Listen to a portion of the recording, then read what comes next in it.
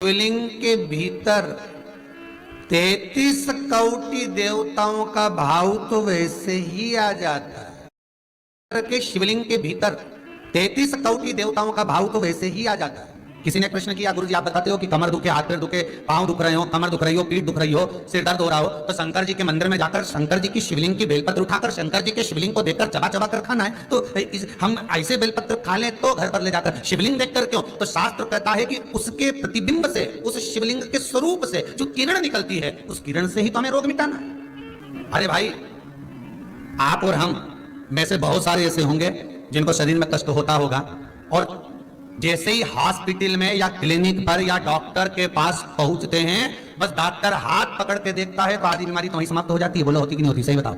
आप लोग तो गए होंगे, हम भी गए होंगे, सत्य बोलना। बस डॉक्टर ने हाथ पकड़ा, बीपी, हालांकि तुम्हें भी मालूम है बीपी में भी कहीं नहीं है, फालतू की बात। और 25 बार तो शुगर चेक करा लेना, शुगर ना ऊंची जाए ना नीची जाए, क्योंकि तू भी शुगर से बढ़कर है। तो अपन भी तो हृदय से मीठा बोलते हैं, तो अपन कम तो सब जांच करा ली, कहीं नहीं निकला। तो कहीं माता आके बोलती है, गुरुजी हमने खूब जांच कराई थी महाराज, कहीं नहीं निकला, पर समझ में नहीं आया, उसके बाद भी पाँव दुखे। अर्थात डॉक्टर के पास जाते हैं तो आधी बीमारी तो यही समाप्त हो जाती है, डॉक्टर के पास पहुंचते से बीमारी समाप्त हो जाती है। तो आखिर कारण क्या है कि शंकर का शिवलिंग का दर्शन करें और फिर बेलपत्र को खाएं। अर्थात शिव के शिवलिंग स्वरूप में से जो किरण निकलती है, उसका स्वरूप, उसका आनंद हमारे रोग को वैसे ही हरण कर देता है, हमारे रोग को वैसे ही समाप्त कर देता है।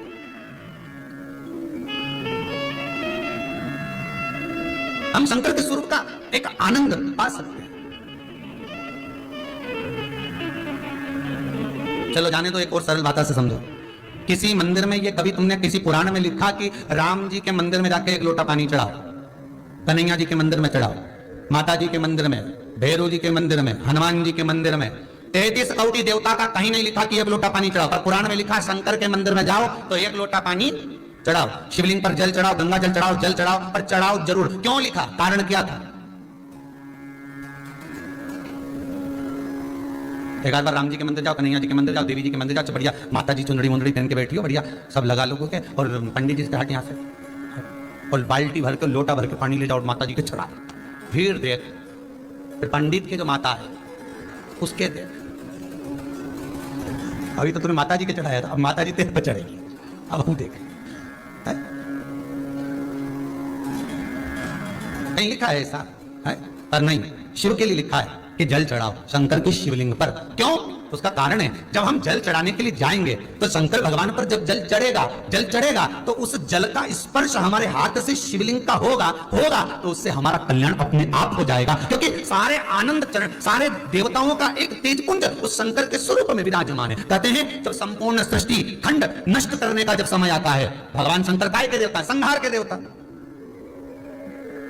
जब भगवान शिव संहार के देवता हैं, जब संपूर्ण सृष्टि खंड समाप्त होने का समय आता है, पूरी पृथ्वी जब जल में मग्न होने वाली रहती है, तब 33 कोटि देवता आते हैं और भगवान शिव जी से निवेदन करते हैं, सब कुछ आकाश पताल तलातल रसातल सब नष्ट होने वाला है, क्या करा जाए? शंकर भगवान कहते हैं आप सब मेरे पास में आ जाओ और मुझ में समा जाओ। 33 कोटि देवता शंकर के अंग अंग में समा जाते हैं। हम कहते 3.5 करोड़ रोम छिद्र ये मनुष्य के शरीर में है।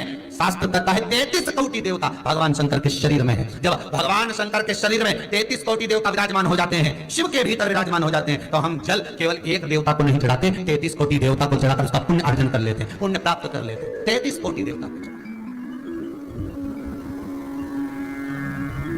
जैसे नीम के वृक्ष में 64 योगिनियां होती हैं, देवियां होती हैं, इसलिए आज भी हमारे विधान है, आज भी विधान है कि किसी को बहुत तेज बुखार आ रहा है, बहुत तेज बुखार, महाराज एक लोटा पानी लो, उसमें नीम की, कड़वी नीम की डाल दो, और डालने के बाद बच्चे पे से जिस पे बुखार आ रहा है उसको 7 बार उतारो और ले जाकर नीम के पेड़ में डाल दो, और उस नीम की जो झाड़ है जो पानी के अंदर पड़ी थी उसका जल उस बुखार वाले व्यक्ति पे छींट दीजिए। 15 से 20 मिनट में बुखार नीचे समाप्त। देवियां अपना भाग ग्रहण कर लेते, देवियां भाग को प्राप्त। वो तो अब इन सारे वृक्षों की जो महत्वता है, चाहे नीम हो, बेलपत्र हो, शमी पत्र हो, महाराज रुद्राक्ष हो, इनकी जो महत्वताएं हैं, लोगों ने अपनी महत्वता दिखाने के चक्कर में इन सबको छुपा दिया। वो तो ये शिव महापुराण को वेदव्यास जी ने लिखा, इसमें सारा वर्णन कर दिया कि कौन से वृक्ष से हम क्या क्या फल प्राप्त कर सकते हैं। एक स्कंद पुराण, शिव पुराण, लिंग पुराण और नर्मदा पुराण, ये पुराण शंकर से ऐसी जुड़ गई जिससे हम प्राप्त कर सकते, जिससे हम ग्रहण कर सकते।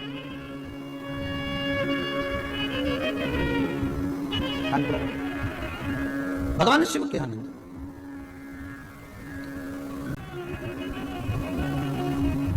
हम भी भले शिवलिंग साथ में लेकर ना चले, अहिल्याबाई जैसे, हम भले शिवलिंग को पल्लू में बांध कर ना चले, पर शिव महापुराण की कथा कहती है हम शंकर का अनुमोदन कर कर तो चल सकते हैं,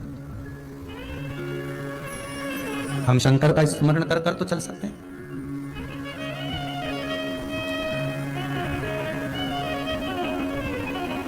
शिवरी नारायण में कथा कही थी, आपको याद होगा। एक कबूतर स्वर्ग जा रहा था। अगर किसी ने सुनी होगी शिवरी नारायण कथा तो ध्यान में होगा। एक कबूतर स्वर्ग जा रहा था। एक पक्षी रेगिस्तान में, जिसके पंख पूरे जल चुके थे, पीने के लिए पानी नहीं मिल रहा था। कबूतर को देखा, कबूतर ने उसको पूछा क्या बात है। उसने पूछा कबूतर से, तुम कहां जा रहे हो? उसने कहा मैं वैकुंठ जा रहा हूं। अच्छा, हाँ। तो उस पक्षी ने कहा कि एक बार भगवान से यह जरूर कहना, एक बार भगवान से यह निवेदन जरूर करना मेरी ओर से कि मैंने कौन सा पाप करा जो मुझे रेगिस्तान में पटका, पंख जल गए, पानी पीने को नहीं मिल रहा, अन्न खाने को नहीं मिल रहा, तिनका मात्र प्राप्त नहीं हो रहा। भगवान से मेरी ओर से कह तो सकते हो तुम इतना? कबूतर ने कहा ठीक है, मैं जा रहा हूं, कहने में क्या जाता है, कह दूंगा।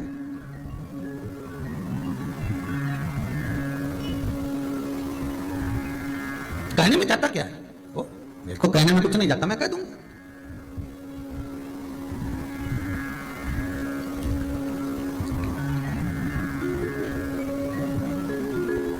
अब होता है मन में जो भाव प्रकट होता है भगवान उसको स्वीकार। एक बहुत भांग घोट कर पीने वाला व्यक्ति तो दिन रात रस नशे में रहे, भांग का नशा 24 घंटा करे और दिन भर बम बम बोला बोले और गोला बोले निपटा ले, बोले बम बोला और ले गोला तो चले। अब खूब नशे में बंद, उसका नियम था, रोज शंकर जी के मंदिर जाता था और शिव जी को प्रणाम करके और चला जाता था।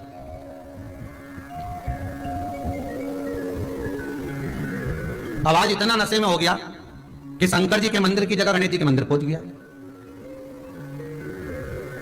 अब गणेश जी के मंदिर पे जाकर खड़ा हो गया और बिल्कुल नशे में था, भांग के झूम रिया था, भोला भोला करता करता शंकर जी को देख रही, तो उसको शंकर जी तो कहीं दिखी नहीं थे।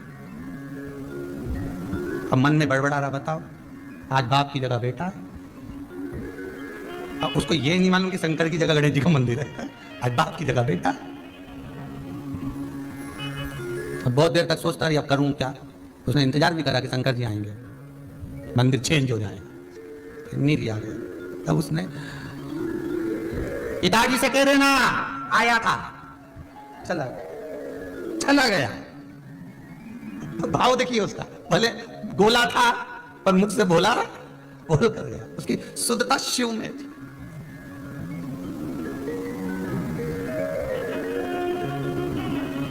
हम कहते हैं हम नशा नहीं करना भी नहीं चाहिए, पर सत्संग का, शिव महापुराण का एक नशा हमारे जीवन में भी ऐसा होना चाहिए कि तुझ में रब दिखता है, यारा मैं क्या करूं, हर एक में शिव नजर आ जाए। वो नशा हमारी बुद्धि चित्त में हो।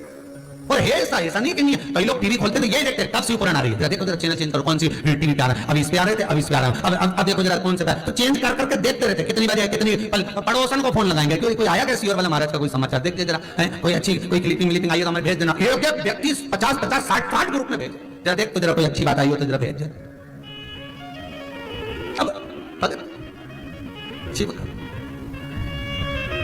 तो कह देना भगवान से कि मेरे को इतना दुख क्यों दे रहा है। तो पहुंच गया कबूतर ऊपर और धर्मराज के पास गया। धर्मराज ने पूछा क्या बात है कबूतर, तुम दुखी दिख रहे हो, तुम तो वैकुंठ जा रहे हो, तो तुम्हें तो प्रसन्न होना चाहिए। नहीं दुख इस बात का है कि नीचे एक पक्षी मिला था मुझको, बेचारा बड़ा दुखी था, उसके पंख जल गए, उसके पास में खाने पीने का कुछ नहीं है, कुछ कृपा कर दो ना, मेरी तरफ से कृपा कर दो, मैं विनती कर रहा हूँ, कुछ तो कृपा करो। धर्मराज ने कहा बहुत पापी है वो, उसको भुगतना पड़ेगा, भोगना पड़ेगा, तो उसको कुछ नहीं मिलेगा, ऐसे ही रहेगा, बिल्कुल ऐसे ही रहेगा, कुछ खाने को नहीं मिलेगा, कुछ भी प्राप्त नहीं होगा। ठीक है, कबूतर वैकुंठ घूमते घूमते देवऋषि नारद के पास चले गए। देवऋषि नारद से पूछा नारद जी मन में थोड़ा सा दुख है। नारद जी बोले क्या दुख है? एक पक्षी बेचारा पड़ा हुआ है, तो उसको कुछ खाने पीने को नहीं मिला, बड़ा दुखी है, पंख वंख सब जल गए, कुछ नहीं बचा। अब नारद जी बोले भैया जो कर्म में लिखा होगा वो तो भोगना ही पड़ेगा। एक काम हो सकता है, तो क्या शंकर भगवान के पास चले जाए, वो ये भाग्य और कर्म कुछ नहीं देखते, वो तो दुखी देखे ने उन्हें दिया बस। उनको तो जिसने बोला बम बम बोला और उन्होंने दे दिया सोने का अंडा उठाकर तुरंत। जो चोर को कुबेर बना सकते तो अब शंकर जी के पास पहुंच गया। भोलेनाथ जी बोले क्या? वो पक्षी बेचारा है ऐसा। शंकर भगवान बोले जो कर्म करा है तो भोगना तो पड़ेगा, पर सुन किसी से मत बोलना, उसको जाके किया क्या, बस इतना बोल दे कि जितना दुख मिल रहा है ना, हर दुख में एक ही बात के वारे प्रभु बड़ी कृपा करिए, बड़ी कृपा करिए, इतना जोरदार दिया, बड़ी कृपा करिए, बस इतना कहना चालू करवा दो उससे, बस बाकी कुछ मत करना। अब भोलेनाथ तो भोलेनाथ ऐसे ही काम करवाते हो, जा बस इतना बोल दे हर चीज में वो कृपा करना कि भगवान बड़ी कृपा करी प्रभु आपने, बस इतना बोल, ठीक है बोल दिया। उस पक्षी ने पूछा कबूतर तू वापिस आ गया, तूने मेरा बोला हाँ, भगवान से बात करी थी, एक सामने मना कर दिया, पर शंकर जी बोले कि ऐसा बोल कि बड़ी कृपा करी, तो क्या की कृपा करी, मैं तो पंख चल करके कृपा करी, तू तो बोलने में क्या जाए, बोलता रहे, बोलने में क्या जाए, बोल। उसने भी चालू कर दिया, वाह प्रभु बड़ी कृपा करी, कष्ट बहुत है, पानी नहीं मिल रहा बड़ी कृपा है, मत मिल रहे तो उसमें भी तुम्हारी कृपा है, खाने को कुछ नहीं मिल रहा पर आपकी कृपा है। एक दिन भगवान विष्णु लक्ष्मी जी के साथ घूमने निकले, घूमते घूमते लक्ष्मी जी रूठ गई। लक्ष्मी जी नारायण जी कहा प्रभु ये क्या है? भगवान विष्णु बोले क्या है बताओ, कितना अच्छा जीव बेचारा, पंख जल गए तो कह रहा बारे प्रभु तुम्हारी कृपा, पानी नहीं मिल रहा तो कह रहा तुम्हारी कृपा है, खाने को नहीं मिल रहा तुम्हारी कृपा, और तुम कृपा सागर बनकर, कृपालु बनकर, दयालु बनकर, करुणा सागर बनकर लोग तुम्हारी आरती गा रहे, जय जगदीश हरे है, और तुम जरा सी दया नहीं कर सकते। भगवान बोले इसका कर्म भले कर्म बेकार, पर वो क्या कह रहा है बड़ी कृपा, तो कृपा कर दो, थोड़ी सी कृपा करने में। भगवान ने कहा ठीक है पंख दे देते हैं जिससे उड़कर कहीं चले जा। अब ब्रह्मा जी ब्रह्माणी के साथ जा रहे थे, ब्रह्माणी ने सुन लिया पीने को पानी नहीं, बड़ी कृपा है, 28 दिन का व्रत हो गया कुछ नहीं पिया, बस कृपा आप ही की है प्रभु जो आपने व्रत करा है। ब्रह्माणी बोले कितना पाप लगेगा ब्रह्मा जी आपको। भगवान ब्रह्मा जी बोले काय को, इसको पीने का पानी नहीं मिल रहा और कृपा कृपा कर रहा, तुम दया सागर करुणा सागर होकर सबकी लेखनी लिखने वाले, अरे पापी है नहीं मिलेगा इसको, तो क्या पाप आप नहीं कर सकते, काटो पाप और उसको पानी पीने का दो। भगवान ने कृपा कर दी, पीने का पानी मिल गया। अब जा रहे थे भोलेनाथ, अब वो तो विश्वनाथ, विश्वनाथ का मतलब भरण पोषण करने वाला, खाने को देने वाला। पहुंच गए, पार्वती जी बोली कितना दुखी है, भगवान शंकर बोले आग भी मैंने ही लगाई है, ये जो पंख और पानी मिला है पर बोलूंगा नहीं। पार्वती जी अच्छा पति की आदत रहती है कितना दान करता रहता था कभी नहीं बताता, और पत्नी हमेशा सोचती मेरा पति बहुत कंजूस बहुत कंजूस, जरा दुकान पे बैठ के मालूम तो करो कितना दान दे दिया बेचारा, किसी को नहीं छोड़ता सबको देता, कमाने में भी नहीं छोड़ता तो देने में भी नहीं छोड़ता। पता अपने को लगता है पति दान नहीं करता, भजन नहीं करता, कीर्तन नहीं करता, वो दिखावा नहीं करता, तुम्हारे जैसे 4 घंटे तक अगरबत्ती लेके बैठ गई, उसको दिखावा नहीं आता, वो तो बस अपनी मर्जी से जो पढ़ना कर लेता है, मन से जाप कर लेता है, स्मरण कर लेता है, भजन कर लेता है, दिखावा नहीं करता, उसको कुछ नहीं आता, फालतू की बात है। बेटा बेटी के ब्याह में देखना तुम, माँ कहती है सब चीज जमा के रखो, जमा के मंगलसूत्र मार को, हार मार को, पाटली मार को, और वो चप्पल इधर रखो, जब बहू को चढ़ावा चढ़ता है ना या लड़की को कुछ देते तो सब दिखावा करता है, और पिताजी रखा ही है ना डब्बा बंद रखा तो खोलो तो सबको दिखना चाहिए। अब पत्नी मैं शादी में भी न करी, खोलो खोलो, और वो पति के रख दिया ना, सबको मालूम है अपन ने दिया, उसमें क्या नहीं सबको। और भेरूलाल, गणपत लाल, हरि किशन, श्रीधर, वेणुधर, राम गोपाल, पांडे, तब पूरा इतना बड़ा नाम लिखा, अलमारी पे ऐसा लगा जैसे पूरी धर्मशाला दान करी, पूरी लिखा। एक हमारे पास भी आए थे, ये आश्रम में जो पंखे लगेंगे इस पे हम अपना नाम लिख के टंगवा दें। हमने कहा बेटा नाम लिख दिया तो तुम भी टंग जाओगे, इसलिए ध्यान रखो, और जैसा नाम घूमेगा वैसे घूमता रहे। ये शंकर है, ओ गर्दानी, भोलानाथ है, शंभो, ये तुम्हें खूब दे और तुम खूब दान करो, मना नहीं है, पर नाम जाने दो, वो होगा जो चल रहा है। ये पंखे में कहीं लिखा है, एक पंखड़ी पे लीलाबाई, एक पंखड़ी पे कमलाबाई, एक पंखड़ी पे बिमलाबाई, और बीच में जो बचा भेनु किशन। अब जो तार लगा उसको लिख दे बिजली बाई, उसको क्या छोड़ दिया, उसको लिख दिया। बोला रे शंभू